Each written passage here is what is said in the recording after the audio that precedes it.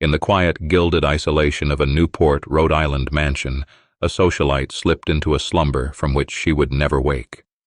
The year was 1980, and the unresponsive body of Claus von Bülow became the silent center of a legal maelstrom that would captivate a nation. She was not dead, but trapped in a persistent vegetative state, a coma patient tethered to machines. The immediate question was not just how she arrived at this tragic precipice, but who pushed her. The accusation fell squarely on her aristocratic husband, Claus von Bülow. The charge was attempted murder. The alleged weapon was not a gun or a blade, but a syringe loaded with a lethal dose of insulin. The initial proceedings unfolded with a grim certainty. The prosecution painted the defendant as a calculating predator, a man desperate to inherit a $14 million fortune to finance a new life with his mistress. They presented a compelling narrative of domestic betrayal, culminating in a 1982 conviction that sentenced him to 30 years in prison. The justice system had spoken. But in the high-stakes theater of criminal law, a verdict is rarely the final act. Armed with immense wealth and a refusal to accept defeat, the defendant sought a reversal, setting the stage for one of the most remarkable legal resurrections in American history. To dismantle the conviction, the defense team required a mastermind of appellate law.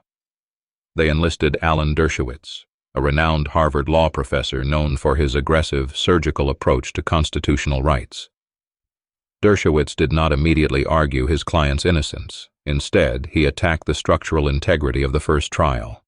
He uncovered crucial exculpatory evidence favorable to the defendant that could exonerate him, which had been improperly withheld from the original defense team. This discovery, alongside constitutional violations regarding unauthorized searches, forced the Rhode Island Supreme Court to overturn the conviction.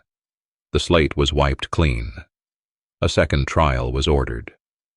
Before the opening statements of the second trial could even begin, the defense meticulously managed the courtroom environment. From the initial arraignment, the formal reading of the criminal charging document in the presence of the defendant, Claus maintained an icy, aristocratic composure. Then came the rigorous process of voir dire, the preliminary examination of potential jurors. The defense sought individuals who could separate the emotional tragedy of a comatose mother from the strict clinical requirements of the law.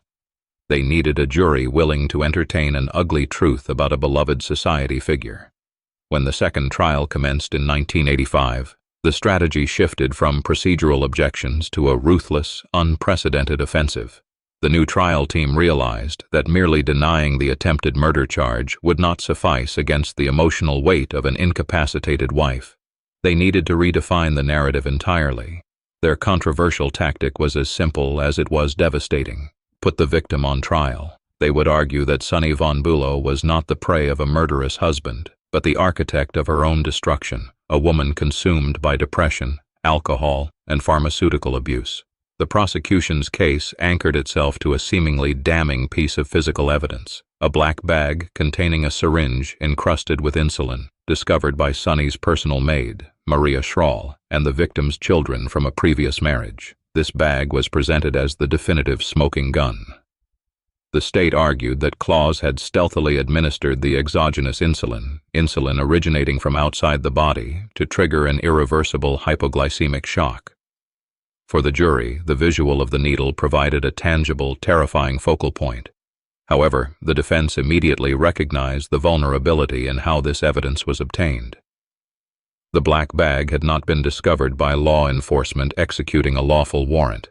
It was found by a private investigator hired by Sonny's stepchildren, Alexander and Alla von Auersperg. This crucial distinction allowed the defense to challenge the chain of custody, the chronological documentation showing the seizure, custody, control, transfer, and analysis of evidence. By highlighting the private, financially motivated origins of the search, the defense planted the first seeds of suspicion regarding the integrity of the state's most critical exhibit. The courtroom tension peaked when Maria Schrahl took the stand. During the first trial, her testimony about the black bag and Claus's suspicious behavior had been instrumental in securing the conviction. In the second trial, the defense subjected her to a grueling cross-examination. They probed inconsistencies in her timeline and questioned her loyalty to the stepchildren who continued to pay her salary. The defense did not necessarily have to prove she was lying. They only needed to demonstrate that her memory was malleable and her motives were potentially compromised by her financial dependencies. The shadows of inheritance and family rivalry loomed large over the proceedings. The defense masterfully wove a counter-narrative, suggesting that the stepchildren had a vested interest in seeing their stepfather incarcerated. If Claus were convicted of attempted murder, he would be legally barred from inheriting his share of Sonny's vast estate. By introducing this financial motive, the defense transformed the grieving children from sympathetic figures into potential architects of a sophisticated frame-up. The courtroom was no longer just a venue for determining a criminal act. It had become a stage for a toxic, high-society family feud. The battleground then shifted from character assassination to complex medical forensics. The state relied heavily on the initial tests showing high levels of insulin on the needle and in Sonny's blood. To counter this, the defense issued a subpoena, a formal writ ordering a person to attend a court or produce physical evidence, to acquire Sonny's extensive and heavily guarded medical history. They summoned world-renowned endocrinologists, including Dr. George Cahill. Cahill's testimony was a masterclass in scientific deconstruction. He argued that the initial blood tests were flawed, and that the insulin levels were not indicative of an injection, but rather a natural physiological response or a testing error.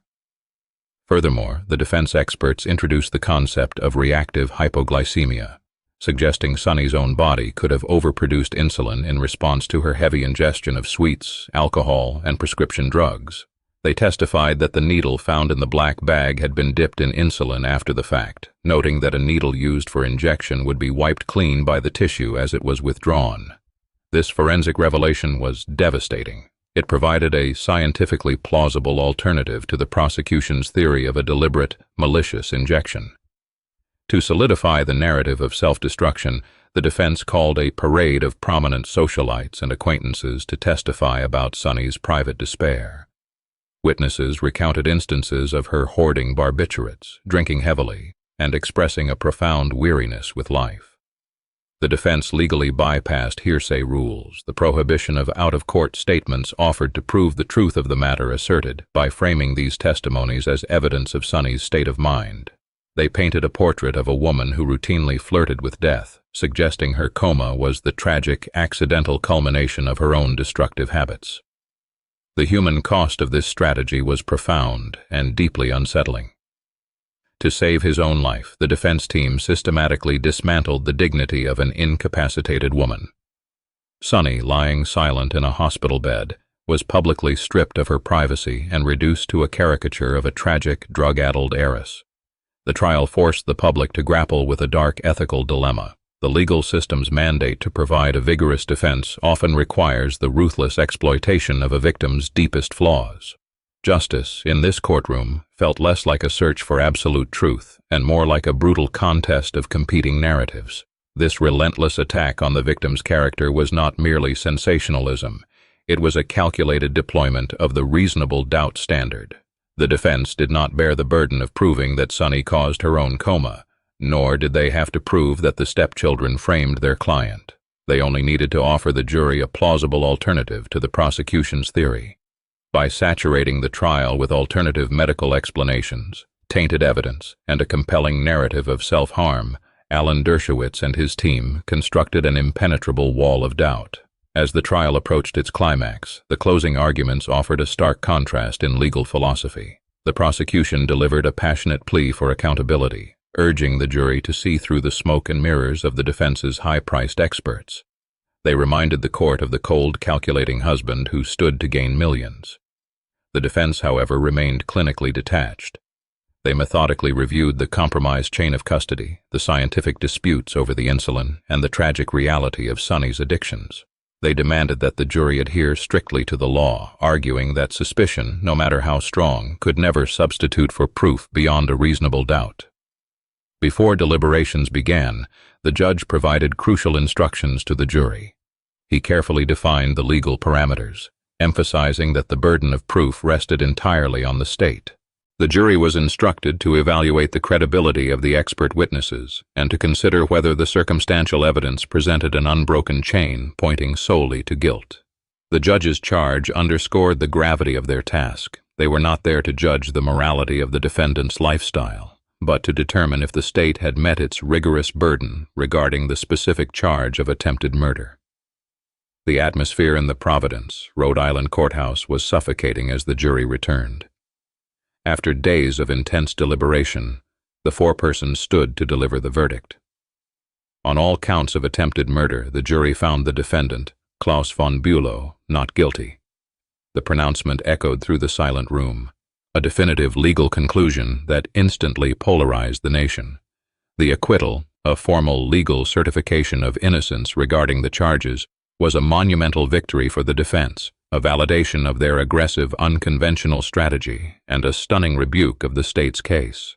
Claus walked out of the courthouse a free man, legally absolved of the crime that had defined his existence for half a decade.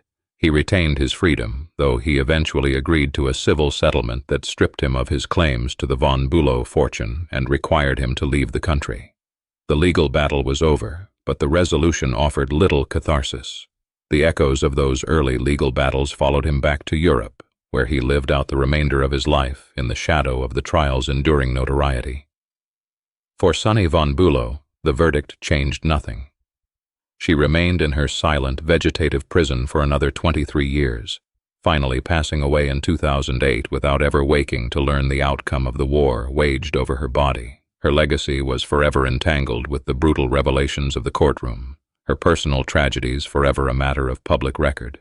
The true crime saga left behind a fractured family and a haunting reminder of the fragility of truth when subjected to the crucible of the adversarial system.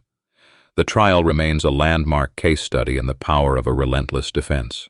It demonstrated how the introduction of reasonable doubt can dismantle even the most compelling circumstantial narratives. By challenging the medical consensus, exploiting procedural missteps, and controversially shifting the blame onto the victim, the defense team redefined the boundaries of legal advocacy. The acquittal stands as a testament to a judicial system where the ultimate victor is not necessarily the party with the moral high ground, but the one who most effectively commands the theater of justice.